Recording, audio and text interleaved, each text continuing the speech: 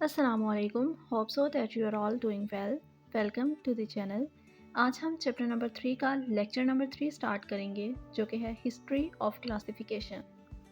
अब अगर क्लासिफिकेशन की हिस्ट्री को देखा जाए तो ये सिस्टम हमारे पास आया था एरिस्टोटल से। एरिस्टोटल एक्चुअल में ग्रीक फिलोसफर था जिसने डिफरेंट ऑर्गेनिजम्स को क्लासीफाई किया था, उनको दो ग्रुप्स में डिवाइड कर दिया था, एक प्लांट और एक एनिमेलिया में। इन दो ग्रुप्स में इसने डिफरेंट ऑर्गेनिजम्स को डिवाइड किया था और यहीं से हमारे पास क्लासिफिकेशन का सिस्टम आया था। एरिस्टोटल के बाद हमारे पास नेक्स्ट साइंटिस्ट आ जाते हैं अबू उस्मान उमर अल जाहेज।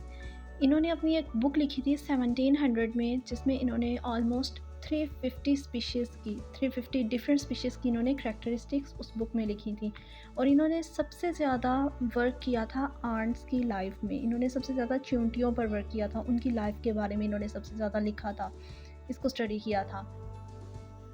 नेक्स्ट एक मुस्लिम साइंटिस्ट थे इब्न राशिद जिन्होंने 1172 में अरिस्टोटल की बुक डी एनीमिया को अरेबिक में ट्रांसलेट किया था और फिर 15th सेंचुरी के लास्ट पर बहुत से बियोलॉजिस्ट ने क्लासिफिकेशन मेथड्स पर काम करना शुरू कर दिया, जिनमें एक बियोलॉजिस्ट आ जाते हैं कार्लस लिनियस।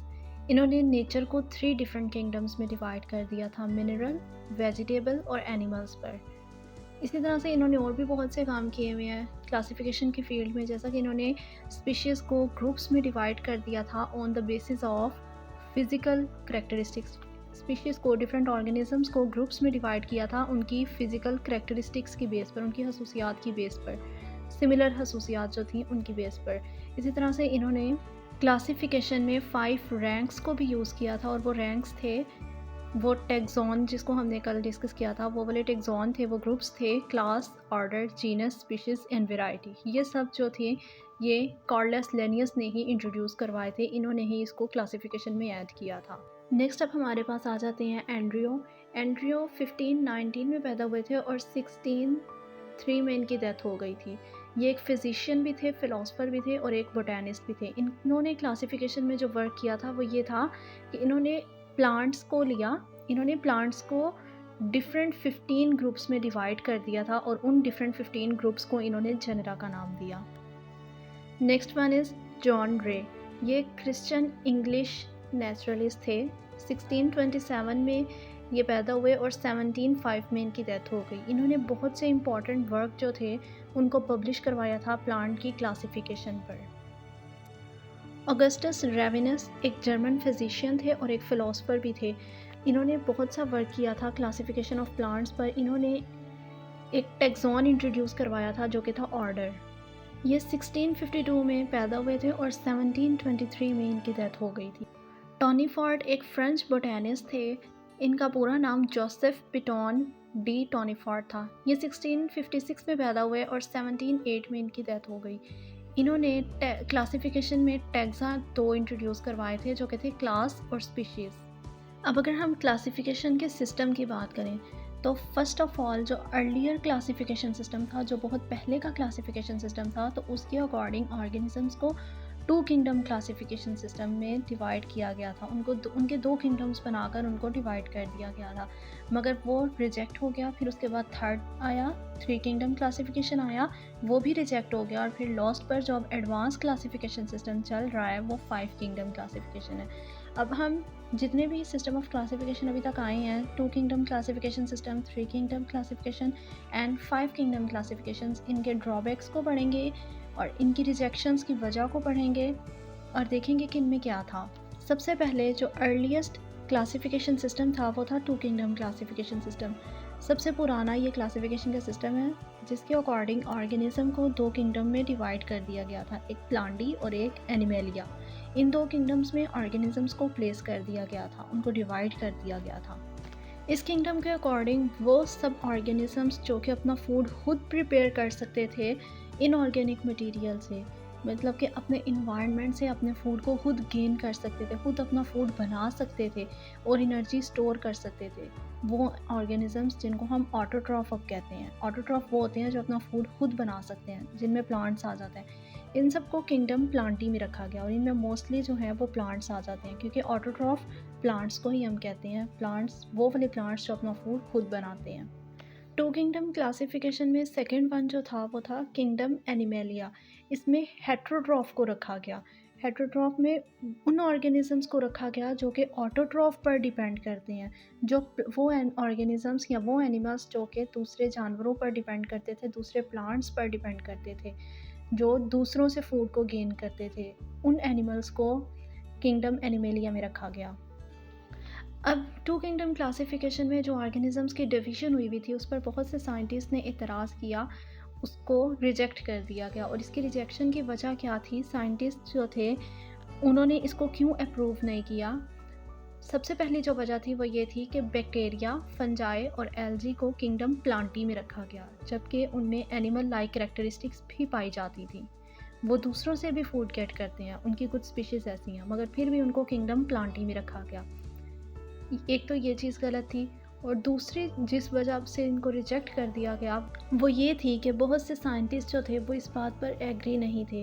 वो ये कह रहे थे कि बहुत से जो यूनिसेलुलर ऑर्गेनिजम्स हैं, जैसा कि अब यूग्लिना हो गया, जो प्लांट और एनिमल्स दोनों की तरह बिहेव कर रहे हैं, उनके लिए एक सेपरेट किंगडम होना चाहिए था। वो ना किंगडम प्लांटी में रखे जा सकते हैं और ना किंगडम एनिमेलिया में रखे जा सकते हैं, तो उनके लिए एक सेपरेट किंगडम बनाया जाए। तो इस बेस पर भी इस क्लासिफिकेशन को रिजेक्ट कर दिया गया था। और जो तीसरी वजह थी इस सिस्टम के रिजेक्शन की, वो ये थी कि इस सिस्टम में प्रोकैरियोट्स और यूकैरियोट्स का कोई कॉन्सेप्ट ही नहीं था। फॉर एग्जांपल कि अगर उन्होंने किंगडम एनिमेलिया को लिया है तो वहाँ पर उन्होंने यूनिसेलुलर ऑर्गेनिजम्स भी रख दिए, प्रोकैरियोट्स को भी रख दिया और यूकैरियोटिक सेल्स को भी रख दिया। जो सिंगल सेल ऑर्गेनिजम्स थे उनको भी एनिमेलिया में रखा, और जो मल्टी सेलुलर ऑर्गेनिजम्स थे, जो यूकैरियोटिक ऑर्गेनिजम्स थे, उनको भी इसी एनिमेलिया किंगडम में रख दिया। तो ये प्रोकैरियोट और यूकैरियोट के डिफरेंस की वजह से भी इसको रिजेक्ट कर दिया गया था। नेक्स्ट हमारे पास आ जाता है थ्री किंगडम क्लासिफिकेशन सिस्टम। 1866 में अर्नेस्ट हैकल नाम के एक साइंटिस्ट थे जिन्होंने टू किंगडम क्लासिफिकेशन सिस्टम को देखा, उसकी रिजेक्शंस को देखा और उसको उन प्रॉब्लम्स को सॉल्व कर कर उन्होंने थ्री किंगडम क्लासिफिकेशन सिस्टम जो है वो इंट्रोड्यूस करवा दिया। अब इस सिस्टम में उन्होंने एक किंगडम एनिमेलिया रखा, एक किंगडम प्लांटी रखा, और जो उन्होंने तीसरा जो किंगडम इंट्रोड्यूस करवाया था वो था किंगडम प्रोटिस्टा, जिसमें यूनिसेलुलर ऑर्गेनिजम्स को रखा गया था, वो ऑर्गेनिजम्स जो सिंगल सेल थे। मगर इस सिस्टम को भी बहुत से साइंटिस्ट ने अप्रूव नहीं किया था और इसको रिजेक्ट कर दिया गया था, क्योंकि इसमें भी बहुत सी प्रॉब्लम्स थी। एक तो सबसे बड़ी प्रॉब्लम ये थी कि ये सिस्टम भी प्रोकैरियोट्स और यूकैरियोट्स के डिफरेंस नहीं कर रहा था, डिफरेंस को ये क्लियर नहीं कर रहा था। इसमें भी प्रोकैरियोट्स और यूकैरियोट्स ऑर्गेनिजम्स कुछ किंगडम्स में इकट्ठे थे। और दूसरा ये था कि इन्होंने फंजाई को किंगडम प्लांटी में ही रहने दिया था। फंजाई प्लांट से रिजेंबल करता है, लेकिन वो ऑटोट्रॉफ नहीं है, वो अपना फूड जो है वो खुद नहीं बनाता। वो हेट्रोट्रॉफ की एक स्पेशल टाइप है। हेट्रोट्रॉफ वो ऑर्गेनिजम्स थे जो दूसरों से फूड गेट करते हैं, जो कि फंजाई जो है वो हेट्रोट्रॉफ की एक स्पेशल फॉर्म है जो कि अब्जॉर्प्शन से चीज़ों को अब्जॉर्ब करके फूड अपना गेट करता है। और उसकी सेल वॉल में सेलुलोज नहीं होता, सेलुलोज की जगह उसके अंदर काइटिन होता है। काइटिन नाम का एक कंपाउंड है, तो वो इसकी सेल वॉल में पाया जाता है। तो यहाँ पर अब फंजाई की वजह से भी इस सिस्टम को रिजेक्ट कर दिया गया था। सेकेंड किंगडम क्लासिफिकेशन और थर्ड किंगडम क्लासिफिकेशन सिस्टम को देखते हुए ई चैटन नाम के एक साइंटिस्ट थे जिन्होंने 1937 में दो टर्म को इंट्रोड्यूस करवाया था। एक थी प्रोकैरियोटा, ये उन्होंने इंट्रोड्यूस करवाई थी बैक्टीरिया को डिस्क्राइब करने के लिए, और दूसरी टर्म थी यूकैरियोटा, जिसका मतलब होता है मल्टी, मीन्स के मोर देन वन। तो ये उन्होंने इंट्रोड्यूस करवाई थी एनिमल्स और प्लांट्स के लिए। इसी तरह से 1967 में एक साइंटिस्ट रॉबर्ट व्हिटेकर ने 5 किंगडम क्लासिफिकेशन सिस्टम को इंट्रोड्यूस करवाया। अब ये जो 5 किंगडम्स थे वो थे एनिमल्स, प्लांट्स, फंजाई, बैक्टीरिया और प्रोटिस्ट। और ये जो 5 किंगडम क्लासिफिकेशन है ये एडवांस्ड 5 किंगडम क्लासिफिकेशन है और अभी तक यही चल रहा है। अब ये जो 5 किंगडम क्लासिफिकेशन है इसकी बेस जो है वो दो चीज़ों पर रखी गई थी। नंबर 1 तो ये था कि इसकी बेस रखी गई थी लेवल ऑफ सेलुलर ऑर्गेनाइजेशन पर, डिफरेंट लेवल्स वगैरह पर रखी गई थी।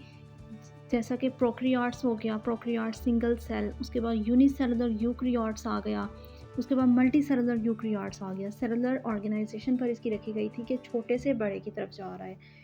और दूसरे नंबर पर जो इसकी बेस रखी गई थी वो थी मोड्स ऑफ न्यूट्रिशन पर, कि किस तरह से जो फूड ऑर्गेनिज़म्स हैं वो फूड को इनटेक कर रहे हैं, फूड को ले रहे हैं। तो यहाँ पर भी स्टेप वाइज़ आ गया फोटोसिंथेसिस, अब्ज़ॉर्प्शन और इन्गेस्शन वगैरह इन दोनों चीज़ों की बेस पर ऑर्गेनिज़म्स को 5 किंगडम क्लासिफ़िकेशन में डिवाइड कर दिया गया था। और फिर 1988 में मार्क्यूलस और श्वार्ट्ज़ ये 2 साइंटिस्ट ऐसे थे जिन्होंने मॉडिफ़ाई किया था 5 किंगडम क्लासिफ़िकेशन को, जो कि रिप्रेज़ेंट की थी रॉबर्ट ने, जो बनाई। यानी कि जो रॉबर्ट विटेकर ने जो इंट्रोड्यूस करवाया था 5 किंगडम क्लासिफ़िकेशन सिस्टम, उसकी बेस थी सेलुलर ऑर्गेनाइजेशन पर और मोड ऑफ न्यूट्रिशन पर।